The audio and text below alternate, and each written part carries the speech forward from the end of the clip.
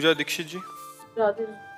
राधे राधे महाराज जी। गुरुदेव आपके चरणों में कोटि कोटि प्रणाम। महाराज जी, आपके श्रीमुख से सुना है कि प्रेम एवं भक्ति प्रकाशित नहीं करनी चाहिए, किंतु हमारी दैनिक जीवन शैली जो अब आपके मार्गदर्शन में हो रही है, उसे अपने जानने वाले प्रियजनों से कैसे अप्रकाशित रखा जाए? नहीं, अप्रकाशित का मतलब हम सुबह से मंगला कर रहे हैं, सुबह से हम भगवान की सेवा में कर रहे हैं, कोई जान रहा है, हमें कोई फर्क नहीं पड़ना। लेकिन जब हम चर्चा करेंगे तो हम बहुत सावधानी रखेंगे कि हम ये अहंकार से भरकर चर्चा नहीं करेंगे कि सुबह से तो हमारी मंगला आठों पहर सेवा चलती है, अरे बड़ा आनंद आता है, इतने माला में जप करती हूँ, अष्ट प्रहर की सेवा करती हूँ, इतना पाठ करते, वो नहीं। पाठ कर रहे हो, लोग जान रहे, कोई बात नहीं। आरती कर रहे हो, सेवा कर रहे हो, जान रहे, कोई बात। अपने को अहंकार भर के अपनी सेवा का प्रदर्शन, अपने भजन की बातें ये नहीं बताई जाती। अगर कभी बताना भी हो तो उसे किसी न किसी संत और साधक की आड़ लेते हैं कि एक साधक मिले थे, वो 8 पैर श्री जी की सेवा करते थे और ऐसा ऐसा था। एक साधक मिले थे, वो इतने माला जप करते थे तो उनको ऐसा ऐसा अनुभव हुआ। ऐसा बनना, ऐसा बताना चाहिए जिससे हमारा अहंकार पुष्ट ना हो, जिससे हमारी साधना ओपन ना हो जाए पूरी। हम कह रहे हैं हम पद गायन कर रहे हैं, कोई सुन रहा है, कोई बात नहीं, लेकिन हमको ये नहीं कहना कि मैं 2 घंटे केवल पद गायन करता हूँ। ये नहीं, ये छुपाना। पद गायन कर रहे हैं, हो रहा है। हमारी जो भागवतिक सेवाएं हो रही हैं वो तो देखेंगे ही लोग, घर के देखेंगे, रिश्तेदार देखेंगे, पड़ोसी देखेंगे। हमें नहीं अपने मुख से उसे विस्तार पूर्वक वर्णन करना। कोई देख ले, कोई सुन ले तो कोई चोरी थोड़ी, अच्छी बात है। समझ रहे ना, अपने अनुभव नहीं बताने, अपनी साधना नहीं बतानी। कोई देख ले तो उसमें कोई परेशानी नहीं। गोल्डी कुमारी जी, बिहार से। राधे राधे महाराज जी। महाराज जी, एक विद्यार्थी के लिए सच्ची शरणागति का क्या मतलब है? विद्यार्थी में भजन नहीं होने से उन्हें कर्म फल की इच्छाएं परेशान करती हैं और भजन करने पर भजन में रुचि होने लगती है, सब मोह माया लगने लग जाता है और कर्म में अरुचि हो जाती है। ऐसा नहीं है, अभी थोड़ा अनुभव ठीक नहीं है। विद्या को भी भगवान का भजन मानना चाहिए। तो जिस समय हम खाली हैं उस समय गेम न खेल करके, मोबाइल के सीरियल न देख करके हम उस समय नाम जप करें। और जिस समय हमारे पढ़ाई का समय है उस समय मन लगाकर हम पढ़ाई पढ़ें, क्योंकि पढ़ाई भी भगवान की आराधना है। मान लो आप पढ़कर एक अच्छे डॉक्टर हुए, एक अच्छे मास्टर हुए, आप वकील हुए, या जो भी अच्छे बनेंगे तो हमारे भारत की समाज की बढ़िया सेवा करेंगे, क्योंकि धार्मिक पुरुष हैं। धार्मिक पुरुष से अधर्म की प्रवृत्ति नहीं होती। तो इसलिए नाम जप और विद्या अध्ययन दोनों भगवान का भजन है, ऐसा मानना चाहिए। ऐसा नहीं कि नाम जपते हैं तो हमें संसार में अरुचि हो जाती है और संसार में रुचि करते हैं तो भगवान में अरुचि हो जाती है। ऐसा दोनों को हमें बैलेंस बना के चलना है और संसार के कार्य को भी भगवान का कार्य मानना है। तो विद्या अध्ययन भी भगवान का कार्य है और नाम जप करना। तो जब तुम्हारे अध्ययन का समय है उस समय आप एकाग्र मन से अध्ययन करो, और जब खाली समय है तो राधा राधा नाम जप करो, वाणी जी का पाठ कर लो, एक अध्याय गीता का पाठ कर लो, भागवत का पाठ कर लो। ये तुम्हारी आध्यात्मिक और आधुनिक दोनों पढ़ाई आपको बहुत ऊंचाई पर पहुंचा देंगी। ऐसा नहीं सोचा जाता कि हमारे विद्या अध्ययन में बाधा पड़ जाएगी, ऐसा नहीं है। तनिष जी, छत्तीसगढ़ से। महाराज जी, आज के इस युग में जहां हर तरफ तनाव, मोह माया और विचलता है, एक सामान्य व्यक्ति कैसे निरंतर भगवान का स्मरण करते सांसारिक कर्तव्य निभा सकता है? भगवान के नाम में इतनी सामर्थ्य है कि एक 5 वर्ष का बालक प्रहलाद एक महातपस्वी, महाबलवान त्रिभुवनपति हिरण्यकश्यप के द्वारा विघ्न उपस्थित करने पर किसी भी विघ्न से पराजित नहीं हुआ। 5 वर्ष के प्रहलाद जी, और त्रिभुवनपति विघ्न डाल रहा है, आग में जला रहा है, विष पिला रहा है, हर तरह से मारने की कोशिश कर रहा है, लेकिन उस बालक के अंदर कोई भय नहीं, कोई पीड़ा नहीं और किसी भी तरह की कोई विक्षेप वृत्ति नहीं। क्यों? क्योंकि भगवान का नाम जप चल रहा है। अगर नाम जप हम जबरदस्ती चलाएं तो धीरे धीरे सब विघ्न नष्ट हो जाएंगे और नाम स्वाभाविक चलने लगेगा। नाम मंगल भवन है, नाम महासुखमय है, नाम समस्त शुभ अशुभ विनायकों को परास्त करने की सामर्थ्य रखता है। जीते विनायक शुभ अशुभ विघ्न करे नहीं कोई, विघ्न करे नहीं कोई, डरे कलिकाल कष्ट भय, डरे कलिकाल कष्ट भय, हरे सकल संताप हरसि, हरि नाम जपत जय। जो भगवान का नाम जप करता है उसकी विजय होती है।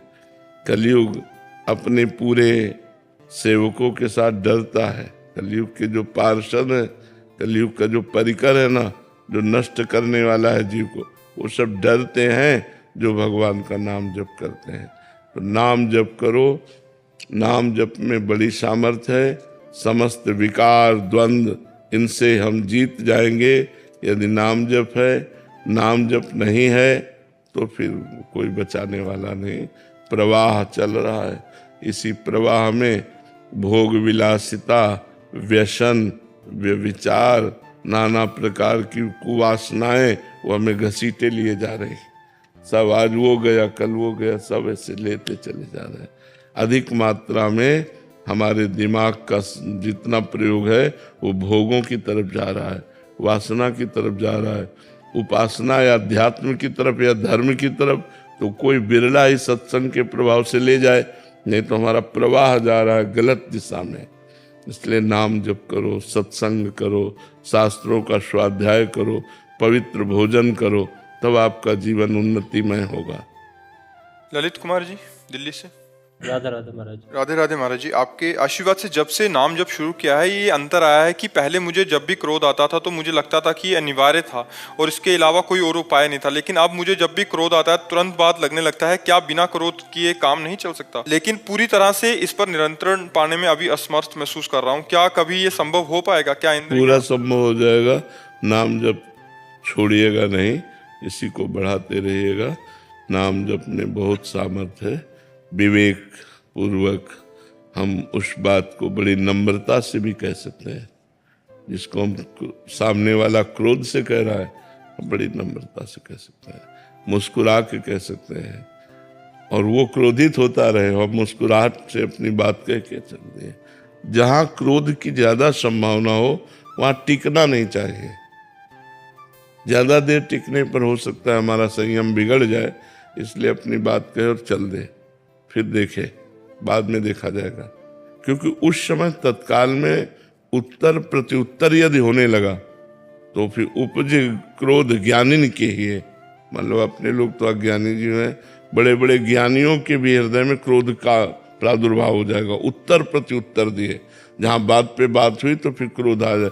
हमें चाहिए अपनी बात कह के चल देना। हम क्रोध से यदि बचना है तो हमको अपनी बात कह देना, हट जाना है। क्योंकि अगर वो फिर दोबारा कहेगा, हम फिर बात बोलेंगे तो फिर क्रोध आ जाएगा, फिर संयम टूट जाएगा।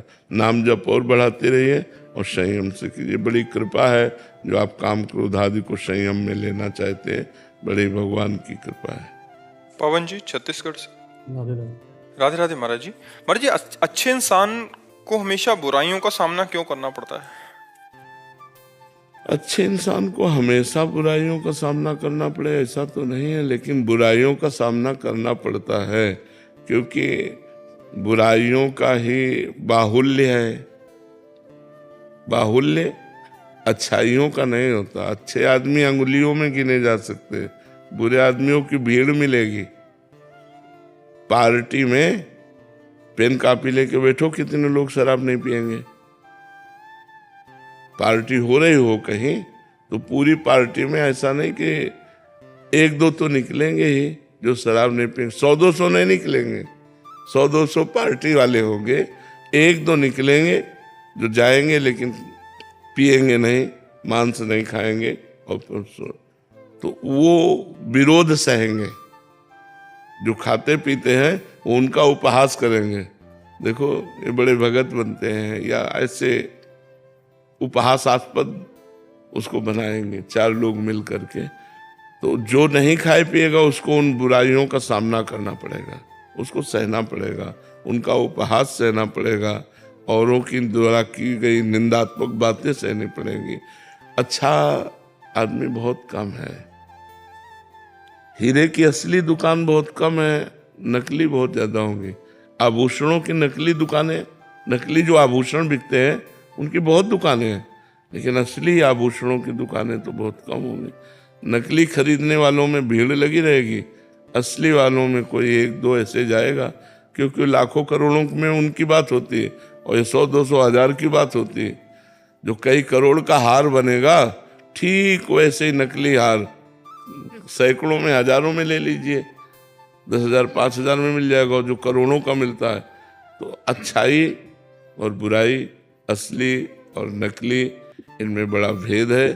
तो अच्छाई को लोग कम पसंद करते हैं, बुराई को ज्यादा पसंद करने वाले लोग हैं।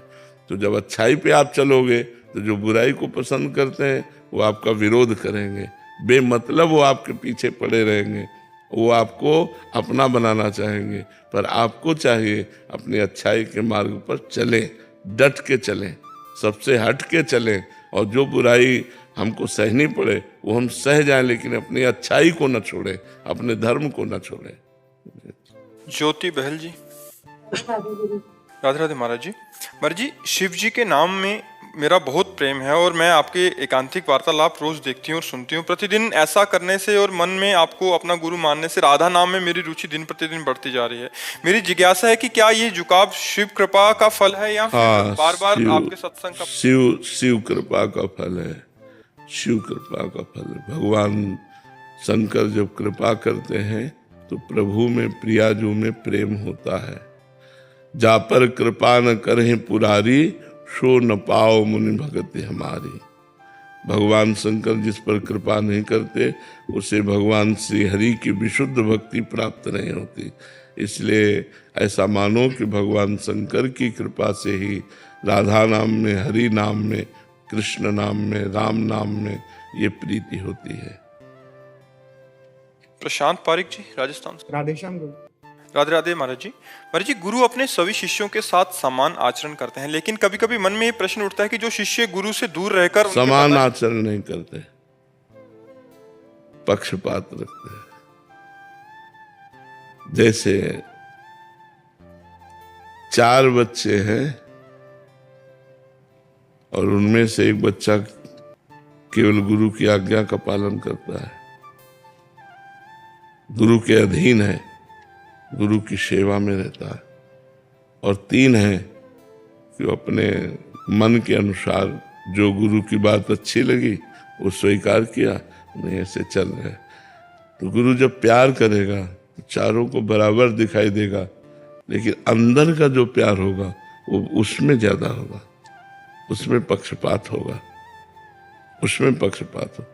आपसे गलती पड़ेगी तो आपको उपदेश करके डांट देंगे, और उससे गलती पड़ेगी तो आगे हो जाएंगे, उसको पीछे करके स्वयं आगे हो जाएंगे कि दास की गलती स्वामी की गलती मानी जाती है, आप मुझे क्षमा कीजिए या दंड दीजिए, सेवक से जो गलती हुई वो मेरे से ही गलती हुई। ये पक्षपात ऐसा भगवान में भी देखा गया। भगवान को समदर्शी कहा गया है, लेकिन भक्तों के पक्षपाती कहा गया है। समदर्शी तो है ही, लेकिन वो लोक दृष्टि में, प्रेम दृष्टि में पक्षपाती हो जाते हैं, अपने भक्त का पक्ष स्वीकार कर लेते हैं। जय अग बध्यो व्याध जिमि बाली, सोई सुकंठ पुनि कीन कुचाली, सोई करतूति विभीषण केरी, सपने हो राम न तिनतन हेरी, जन अवगुण प्रभु मान न काऊ, दीन बंधु अति मृदुल स्वभाव। वही प्रभु इष्ट है, वही प्रभु गुरु है, तो वैसे गुरु में स्वभाव। अश्विनी शर्मा जी। राधे राधे महाराज जी। महाराज जी, बिजनेस और व्यक्तिगत जीवन में धोखा और तिरस्कार मिलने पर क्रोध आता है, पर कंट्रोल भी हो जाता है, पर इसे मैं शून्य पे कैसे ला सकता हूँ? नाम जब चल रहा है और बढ़ाते रहिए, इसी से यही औषधि है। एक नाम जप ही एक औषधि है जो बड़े से बड़े क्रोध और छल कपट प्रहार इन सब से हमको बचा करके सुरक्षित रखता है।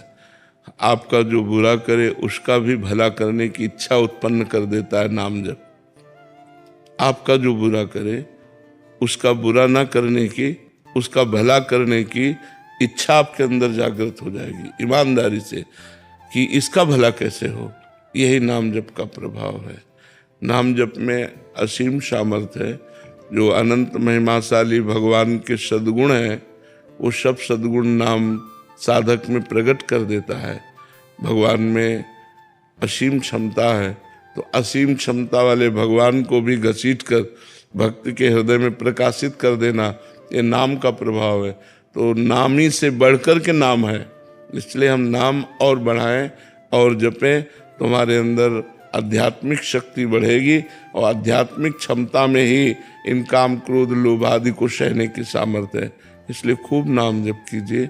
बड़ी कृपा है भगवान की जो आप नाम जप कर रहे हैं और अध्यात्म में चल रहे हैं।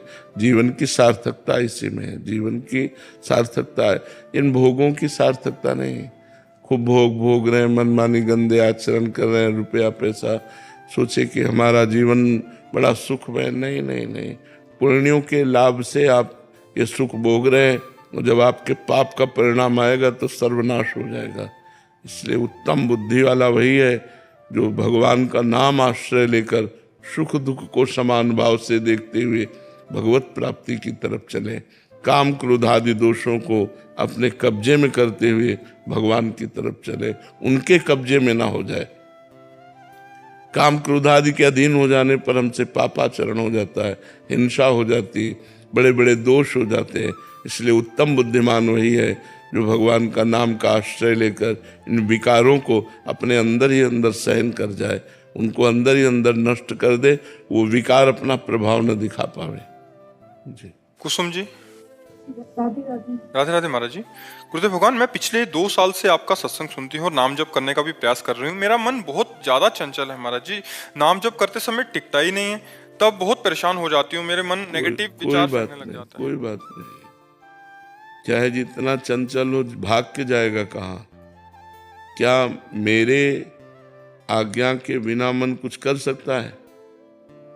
आप विचार करो। हमारा मन कह रहा है कि हमें रसगुल्ला चाहिए, हमने कह दिया नहीं, तो क्या वो दुकान चला जाएगा, वहां से रसगुल्ला ले आएगा और वो खा सकेगा?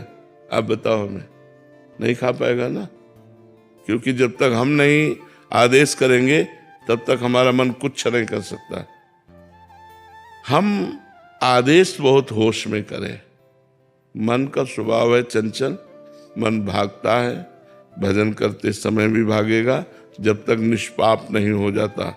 जब निष्पाप हो जाएगा तो शांत हो जाएगा, चंचलता रहित हो जाएगा।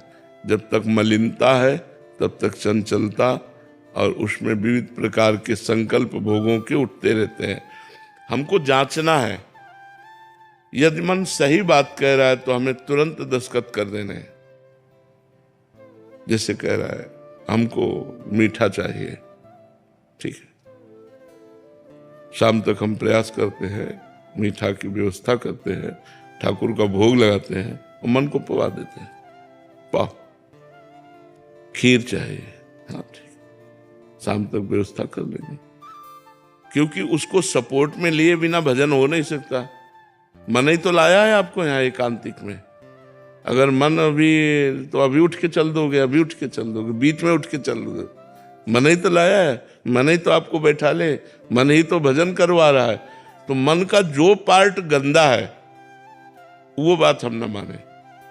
एक पार्ट मन का बहुत गंदा है जो बहुत गंदी गंदी बातें, गंदे गंदे दृश्य, गंदा व्यवहार, गंदी क्रियाएं करने के लिए लालायित है। हमको उसकी बात काटनी है। मन जब गंदी बात स्फुरना करे तो ना किसी व हाँ मत करो, ना ना ना।